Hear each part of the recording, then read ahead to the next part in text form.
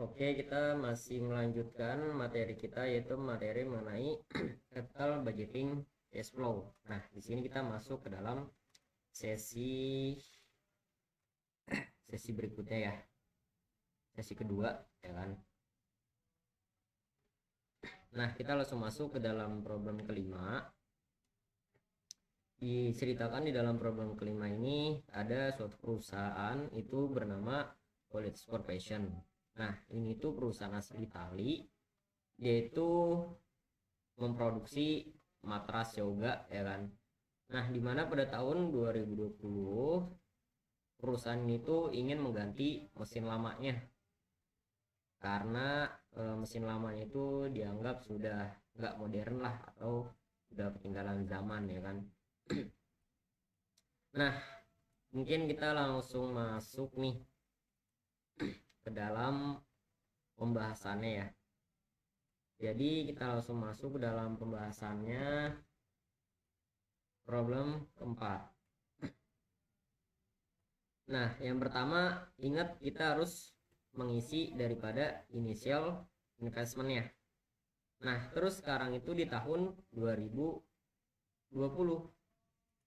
Sekarang di tahun 2020, ya kan. Nah, pertama, teman-teman itu kalau ujian harus tulis dulu formatnya. Semua format harus ditulis.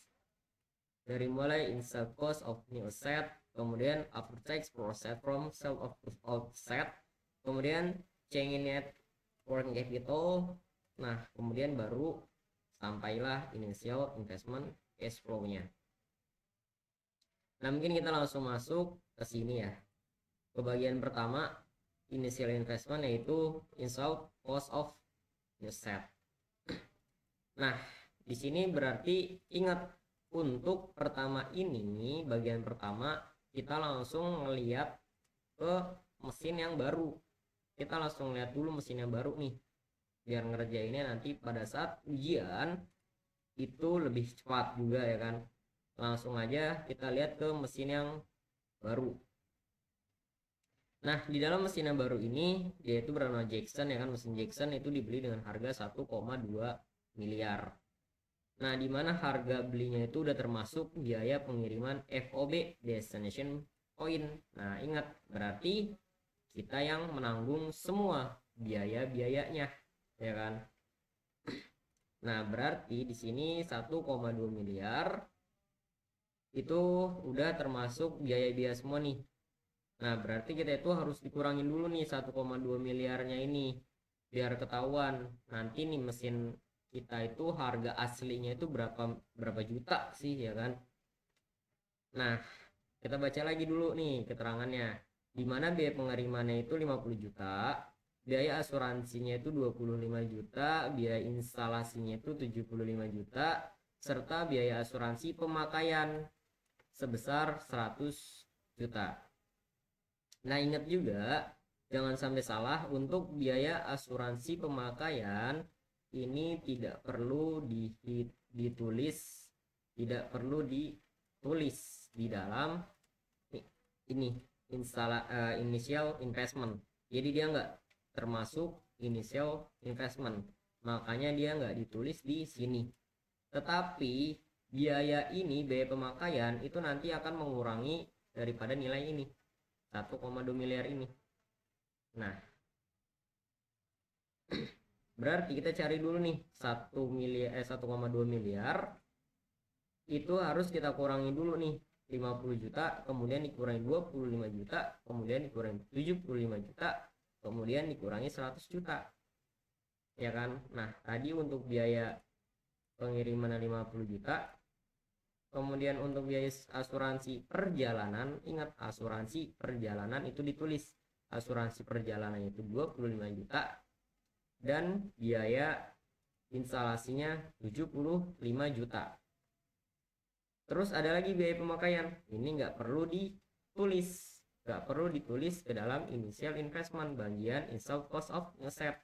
Tapi ini 100 juta itu mengurangi nilai daripada 1,2 miliar ini. Nah, berarti ini kita tambah dulu, ya kan. Nah, baru nanti dikurangi 1,2 miliar, kemudian dikurangi lagi 100 juta. Nah, maka hasilnya sebesar 950 juta. Atau bisa dibilang 1,2 miliar dikurangi 50 juta, dikurangi 25 juta, dikurangi 75 juta, kemudian dikurangi sama 100 juta untuk biaya asuransi pemakaian. Dan ingat lagi, sekali lagi, biaya pemakaian, asuransi pemakaian itu nggak perlu teman-teman tulis di dalam inisial investmentnya, tapi dia itu akan mengurangi daripada nilai cost of new set atau biaya harga belinya. Nanti di sini ketahuan nih nilai daripada harga mesin asli, ya kan, di luar dari biaya-biaya yang lain itu berapa sih. Nah, ternyata ketahuannya sebesar 950 juta. Sekali lagi, biaya asuransi pemakaian tidak perlu ditulis di sini, tapi akan mengurangi daripada biaya harga belinya. Oke, kita lanjut. Setelah semua udah berkurang, ya kan, kemudian kita lanjut. Saat membeli mesin, perusahaan itu diberikan potongan harga oleh penjual sebesar 20%. Wah, kita udah beli mesin nih. Udah beli mesin, kita dapat potongan harga 20%, ya kan. Ya udah deh. Berarti semua yang ada di dalam installed cost of new set ini ditambah. Kan di sini diceritakan saat membeli mesin diberi potongan harga oleh penjual sebesar 20% dari harga beli, termasuk semua biaya yang dibutuhkan untuk memperoleh mesin. Nah, berarti semua biaya ini ditambah, dari mulai harga mesin aslinya berapa, kemudian biaya pengirimannya berapa, kemudian biaya asuransi perjalanannya berapa, kemudian biaya instalasinya itu berapa, ditambah, ya kan, kemudian dikali 20%. Nah, maka jadilah negatif 220 juta. Kok nggak dihitung sih, Kak, untuk biaya asuransi pemakaiannya? Nggak usah. Kenapa? Karena dia nggak masuk ke dalam initial investmentnya. Nah, makanya di sini jangan sampai salah kalau misalkan nanti ujian untuk biaya pemakaian itu nggak perlu ditulis. Nah, kemudian ini kita total. Nah, berarti kita itu mendapatkan potongan harga sebesar 220 juta. Berarti semuanya itu kita dapat bersihnya kira-kira itu 880 juta. Ini baru yang pertama, ya kan. Nah, untuk ini after tax process from sale of old asset itu langsung aja teman-teman cari dari mana? Dari mesin yang lama. Langsung dicari aja ke mesin yang lama. Gimana cara nyarinya?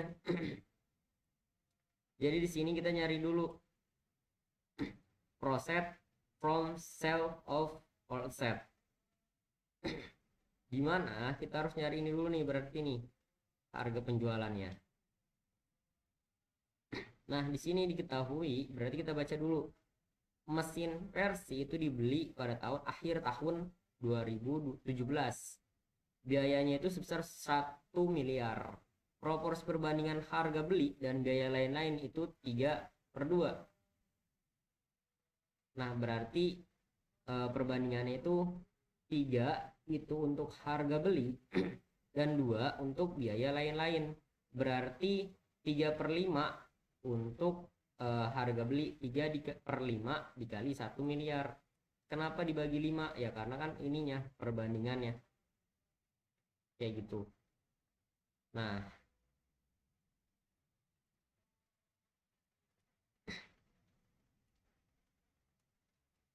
berarti untuk biayanya itu di sini itu 600 juta, ya kan. Untuk biayanya itu 600 juta. Dari mana? Dari 3/5 dikali 1 miliar. Kemudian untuk biaya lain-lain itu 400 juta dari mana? Dari 2/5 dikali 1 miliar. Nah, kemudian ada biaya asuransi nih.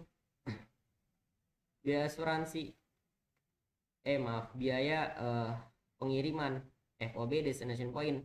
Ingat, FOB destination point berarti penjual yang menanggung. Nah, tapi kita tulis dulu 100 juta ya kan. Kemudian ada biaya asuransi. Biaya asuransinya 2 kali biaya pengiriman. Wah, berarti dikali aja dikali 200 juta. Kemudian ada lagi di sini serta biaya instalasi ya kan. Instalasinya berapa? 100 juta. Kok bisa 100 juta sih? Ya ini kan biaya lainnya itu totalnya 400 juta. Nah, kemudian biaya pengiriman FOB-nya itu 100 juta. Kemudian asuransinya itu 200 juta dan biaya instalasinya ya 100 juta dong. Kayak gitu. Nah, kemudian kita lanjut ke sini ya kan. Berarti untuk biayanya itu dari mulai harga beli asli itu selalu ditambah dengan biaya instalasi. Berarti 600 juta ditambah 100 juta. Nah, maka jadinya untuk biaya mesin lama itu 700 juta. Jangan sampai salah nih. Berarti 700 juta. Kemudian ini mesin itu laku nih di akhir tahun 2022 itu laku 200 juta ya kan. Laku 200 juta. Nah, kemudian di sini kita cari dulu FOB yang lama ya kan. FOB yang lama. Dia menggunakan MA CRS. MA CRS 5 tahun.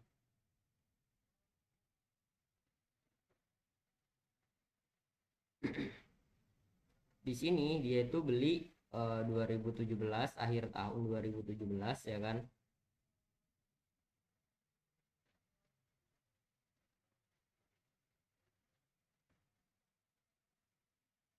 Terus di sini ini kan sekarang ya. Ini sekarang itu masih awal tahun 2022 ya. Awal tahun 2020, maaf. Sekarang kan awal tahun 2020. Kemudian di sini itu dia belinya pada akhir tahun 2017. Ya kan? Nah, berarti kan 2017-nya nggak dihitung nih. Berarti dimulai dari awal tahun 2018. Ya kan? Perhitungannya berarti dari 2018 ke 2019, 2019 ke 2020. Berarti kan 2 tahun tuh. Nah, berarti 2 tahun. Di sini kita pakai MA CRS 5 tahun. Nah, berarti 2 tahunnya nggak usah dihitung. Berarti dimulai dari 19%, 12%, 12%, dan 5%. Kemudian dikali sama 700 jutanya. Nah, maka sebesar 336 juta. Nah, tapi ini tuh bisa dijual nanti 200 juta ya kan. Nah, makanya dikurang 200 juta dikurangi 336 juta. Nah, berarti kita akan memperoleh loss on sale. Oke, sampai sini kalau bingung silakan ditanyain. Nah, kemudian kita lanjut nih isi ke ini ya kan. Ini dari mana? Dari proceed from sale of offset. Dari mana? Dari dia harga mesin masih laku dijual 200 juta. Kemudian pajaknya dari mana? Dari sini. Pajaknya berapa? Di soal disebutkan itu pajak 35%. Nah, berarti 35% dikali sama itu 136 juta. Nah, maka jadi 47.600.000. Nah, kemudian kita cari yang ketiga, perubahan pada network capitalnya. Gimana cara nyari perubahannya? Ya udah teman-teman langsung nyari ke kotak ya kan, biar cepet nih. Nanti kalau ujian nanti biar waktunya juga bisa ya kan, langsung aja nyari ke kotak ini. Gimana? Sudah dikurangi sebelum, sesudah dikurangi sebelum, sesudah dikurangi sebelum.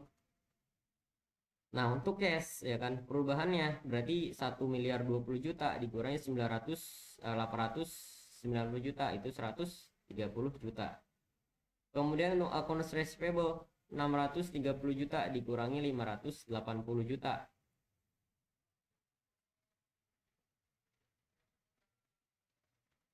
Nah, maka 50 juta ya kan. 50 juta. Kemudian untuk prepaid rent itu 200 juta dikurangi 345 juta. Wah, berarti negatif dong. Nah, ini nih sampai prepaid rent itu termasuk current asset, termasuk current asset.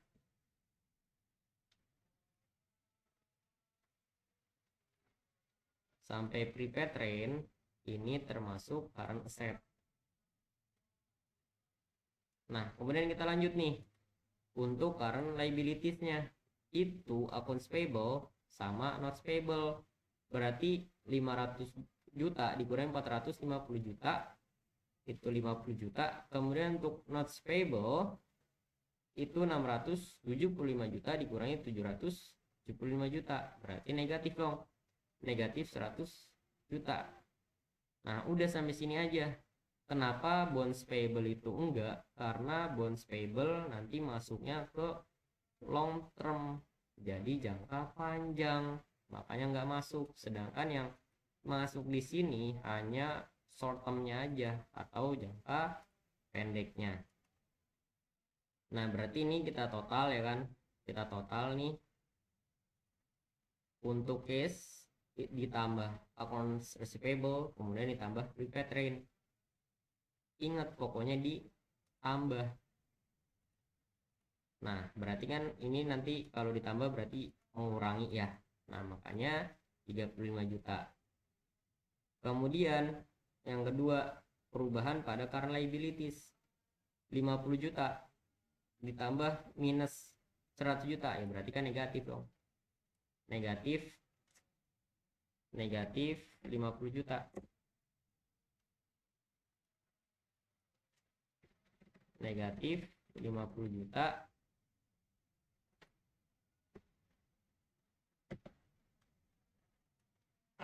Nah, oh ya ini di total dulu. Ini kan di total berarti untuk after tax process from sale of offset ini 200 juta ditambah 40 juta 600. Nah, cuma nanti ini jadi negatif ya. Karena di sini negatif. Dan ini 35 juta itu dikurangi negatif 50 juta. Ya udah deh.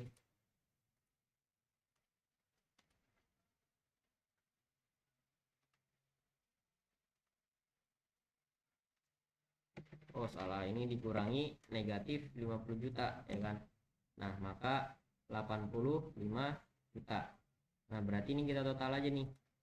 Totalnya dari 880 juta itu dikurangi dengan ini. Ingat, ini tuh dikurangi ya kan. Ini akan mengurangi initial investment cash flow-nya. Kemudian ditambah sama perubahan daripada net working capital-nya. Maka jadi sebesar 717 juta 400 ribu. Nah, sampai sini kalau bingung silakan ditanyain ya. Nah, kemudian kita lanjut.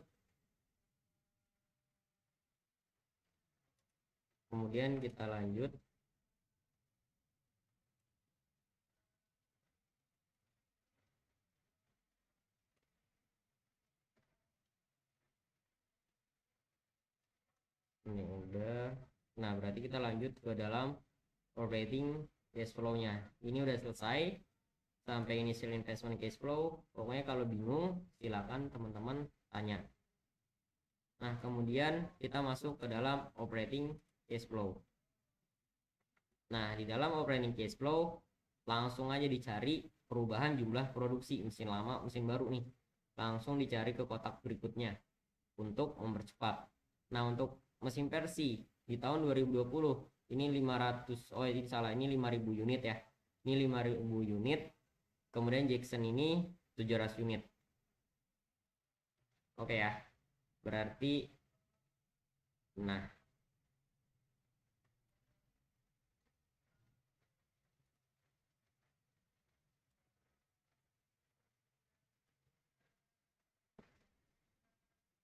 bentar. Nah, pokoknya di sini untuk 2020 itu 500 unit mesin versi.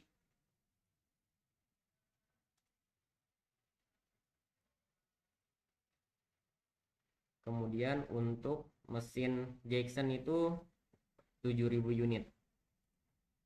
Oke. Nah, kemudian untuk di tahun 2021-nya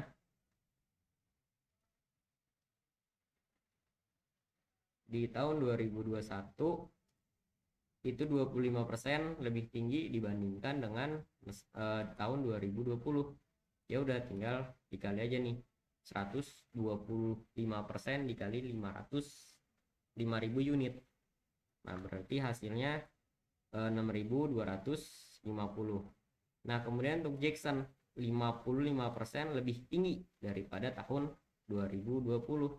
Ya udah deh, tinggal dihitung aja. Berarti 155% itu dikalikan dengan 7000 unit. Nah, kemudian di tahun 2022 itu 6/5-nya tahun 2021. Ya udah deh, 6/5 dikali dengan ini. Maka hasilnya 7500. Nah, sedangkan di mesin Jackson itu 100 unit lebih rendah daripada tahun 2023.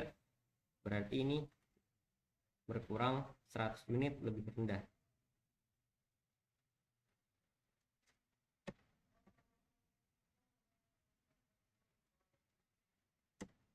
Di tahun 2023. Nah, di mana tahun 2023-nya itu diketahui 12.000 unit. Nah, berarti 100 yaitu 11.900. Nah, yang terakhir ini 2024 jadinya 4.000 unit, ya kan. Nah, sedangkan mesin Jackson 3/4-nya tahun 2023, ya udah 3/4 dikali 12.000, 9.000. Nah, kemudian harga jual, kita cari harga jualnya. Harga jual nih, harga jual matras di tahun 2020 itu 250. Kemudian mulai tahun 2021 harganya itu naik sebesar 25% per tahun. Nah, berarti ini dikali 25% ya kan. Nah, kemudian ini dikali lagi 25% dari tahun 2021. Kemudian ini dikali lagi 25% atau dikali 125% ya kan. Kenapa dikali 125%? Karena dia mengalami kenaikan sebesar 25% per tahunnya. Terserah sih, ini bisa pakai 125 atau dari 25% dikali 250.000 kemudian ditambah lagi 250.000. Tapi biar cepat menggunakan 125% aja. Nah, kemudian yang ini dikali lagi 125% dari tahun sebelumnya. Kemudian di tahun 2023 dikali lagi 125% dari tahun 2022. Nah, kemudian yang terakhir 2024 ini dikali 125% dari 2023. Kenapa? Karena mengalami peningkatan dari tahun 2023 atau setiap tahun mengalami peningkatan 25%. Nah, kemudian untuk variable cost-nya. Variable cost-nya itu dari yang lama itu 45%. Ingat ya, mesin lama itu 45% dari jumlah sales. Dari sales rasio ya kan. Nah, kemudian untuk yang baru itu menjadi 30%. Nah, berarti kalau menjadi ini yang barunya nih. Yang barunya itu 30%. Kemudian untuk fixed cost-nya Yang awalnya itu berarti mesin lama sebesar 325 juta, ya kan. Nah, ini ada penaikan di sini ya, menjadi sebesar 1,6 kalinya. Ya udah deh, dikali aja 1,6, maka jadinya 520 juta dikali sama 325 juta. Nah, sampai sini kalau bingung silakan ditanyakan. Nah, setelah itu ini gampang aja, cuma dikali-kaliin aja. Dari mana? Dari tahun 2020, harga jual dikali harga hasil produksi pada tahun 2020-nya. Nah, kita masuk dulu ke sini ya kan.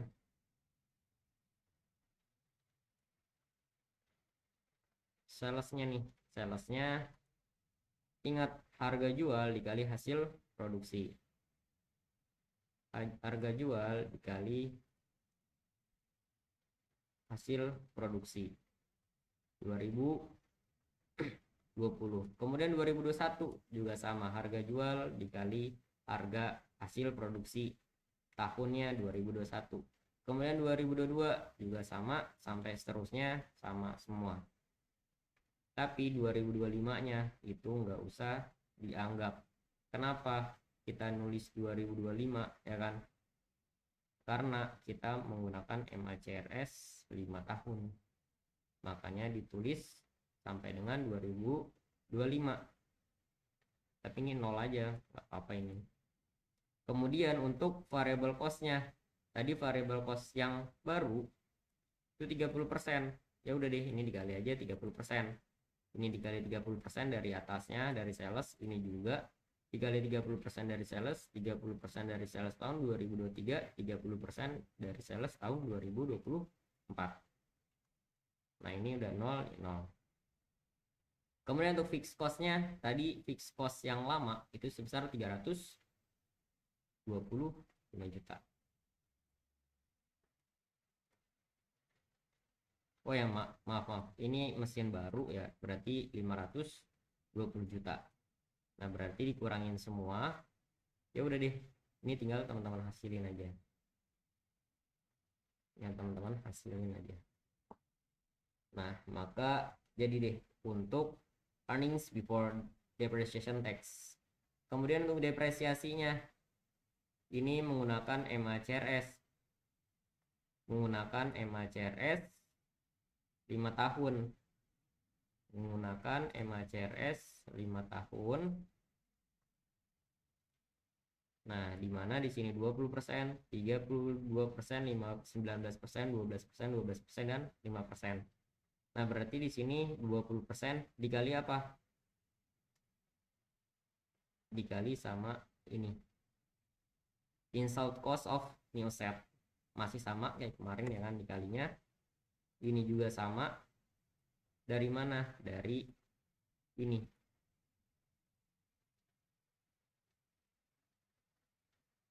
Dari sini. Pokoknya semua biaya depresiasi itu selalu dikalikan dengan hasil daripada installed cost of new set. Nah, ini juga sama. Ini 19%, 12%, 12%. Kemudian yang terakhir 5%. Nah, kemudian dikurang.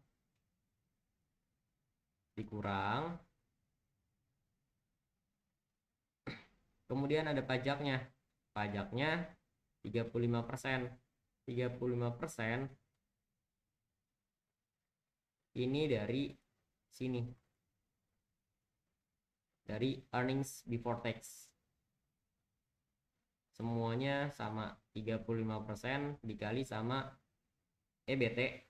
Dikali sama EBT, 35% dikali EBT, semuanya sama. Jangan sampai terbalik. Nah, kemudian ini baru dijumlahkan ya kan. Dijumlahkan. Nah, ingat earnings after tax depresiasi itu akan mengurangi pajak tapi akan menambah daripada operating cash flow. Nah, makanya ini ditambah. Nah, dibalikin lagi, kemudian baru dihasilin deh. Maka jadi untuk operating cash flow pada mesin yang lama, yang baru. Kemudian mesin yang lama juga sama ya kan, caranya untuk sales itu harga jual dikurangi dikali dengan hasil produksi. Berarti di sini harga jualnya 250.000 dikali sama 5.000. Kemudian di tahun 2021 ya ini dikali ini aja ya kan, sampai seterusnya. 2022 dikali 2022, kemudian 2023 dikali sama hasil produksi 2023, dan harga jual 2024 dikali sama hasil produksi 2024. Nah, maka jadi kemudian untuk variable cost-nya di sini diketahui variable cost pada mesin yang lama itu 45% dari sales. Ya udah, ini semua tinggal teman-teman kalikan. Nah, kemudian untuk fixed cost-nya 325 juta. 325 juta semua. Ya kan? Nah, kemudian terakhir dijumlahin aja. Jumlahin aja, maka jadi untuk earnings before depreciation tax. Ingat lagi ini untuk variable cost-nya 45% ya kan, dari sales. 45% dikali sales, ini juga sama, 45% dari sales tahun 2021. Ini 45% dikali sales tahun 2022. 45% dikali sales 2023. 45% dikali sales 2024. Nah, kemudian untuk depresiasinya di sini MACRS 5 tahun, ini udah 2 tahun ya, nggak dihitung lagi, berarti cukup dari 2019 19%, maaf, 19%, 12%, 12%, dan 5%. Ini dikaliin aja. Dari mana? Ingat, depresiasi itu selalu diambil dari biaya yang lamanya. Tadi kalau biaya mesin lama kan kalau di total itu 700 juta ya. Nah, maka 700 juta. Kalau yang baru itu 880 juta. Kalau yang lama itu 700 juta. Nah, 19%, 12% dikali 700 juta. Di sini 12% dikali 700 juta. Sini 5% dikali 700 juta, dan terakhir 0. Kenapa 0? Karena kita hanya menggunakan 5 tahun, jadi cukup sampai 5%. Nah, kemudian ini di total. Yang terakhir, pajaknya 35%. Dari mana? Dari earnings before tax. Ya udah, dikaliin aja sama teman-teman. Nah, jadi deh, dikurangin earnings before tax, dikurangi pajaknya untuk masing-masing tahun segini ya kan. Maka jadi untuk earnings after tax untuk masing-masing tahunnya. Dan yang terakhir, depresiasi itu mengurangi pajak tapi akan menambah operating cash flow. Mengurangi pajak tapi akan menambah cash flow. Nah, kemudian yang terakhir, operating cash flow. Ya udah deh, kita tambah aja ya kan.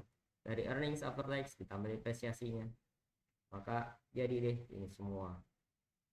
Nah, kalau sampai di sini bingung, silakan ditanyain aja. Tapi ini sih kalau operating sih kayaknya nggak terlalu susah ya. Yang penting ini cukup tahu ininya sama tahu ininya, tinggal dikali-kaliin aja sama dikurang-kurangin aja. Nah, terakhir kita cari incremental cash flow. Ini gimana? Ini cukup dikurangin aja dari mesin yang baru dikurangi mesin yang lama. Ini sama semua, masih sama kayak kemarin juga caranya. Ini dikurang ini yang baru, dikurang yang lama, yang baru dikurangi lama, baru kurang lama, baru kurang yang lama. Nah, baru pokoknya semua untuk incremental cash flow itu yang baru dikurangi yang lama. Dan ingat juga, ini semua format harus ditulis pada saat ujian. Ini harus selalu ada. Ini juga harus selalu ada. Dan ini wajib ada dua, yang baru dan yang lama. Pokoknya jangan sampai hilang satu aja. Walaupun angkanya salah, nanti tetap ada poinnya. Jangan sampai kosong sama sekali. Nah, yang terakhir kita cari terminal cash flow-nya. Terminal cash flow-nya kita lihat dulu ke soalnya. Kita lihat dulu ke soalnya ya kan.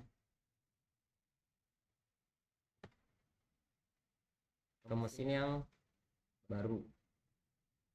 Ini mesin ternyata bisa dijual, masih laku dijual di tahun 2025 itu sebesar 95 juta. 95 juta ya kan. Nah, berarti di sini tulis 95 juta. Kemudian untuk pajaknya. Nah, pajaknya kita cari dulu. Di sini untuk kosnya tadi 880 juta. Dari mana? Kita ngambil dari sini nih. Dari sini nih. Dari install cost of new set. 880 juta. Kemudian book value-nya itu kan udah dipakai ya. Nah, tinggal sisa ini aja 5% nih. Karena di tahun pertama udah kita pakai, tahun kedua udah dipakai juga, tahun ketiga, tahun keempat, dan tahun kelima. Nah, sisa tahun terakhir nih itu 5%. Makanya dikali 5%. Nah, kemudian tadi jualnya kan 95 juta. Nah, maka jadi 95 juta. Berarti di sini harga jual dikurangi harga nilai buku, yaitu kita akan memperoleh loss on sale. Kita mengalami kerugian. Kemudian untuk pajaknya, ya udah deh dikali aja sama ini. Ini rugi ya. Nah, maka jadi sini. Ya udah deh, ini tinggal kita tambah. Ya kan? 90 juta ditambah negatif. Nah, berarti kan dikurang nih. 17.850. Maka total 77.150.000. Kemudian yang terakhir kita cari perubahannya, perubahan net working capital dari mana? Ya udah kita ambil aja nih data dari sini nih. Kita ambil aja semua ya kan.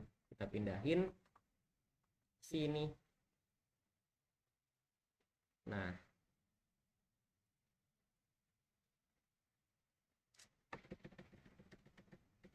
kita pindahin ke sini. Nah, terakhir ini kita tambah semua. Terminal cash flow yaitu dari after tax profit from sale of new asset ditambah dengan change in net working capital, yaitu sebesar 162.150.000. Nah, sampai sini kalau ada yang mau ditanyain silakan ditanyain aja ya. Oke.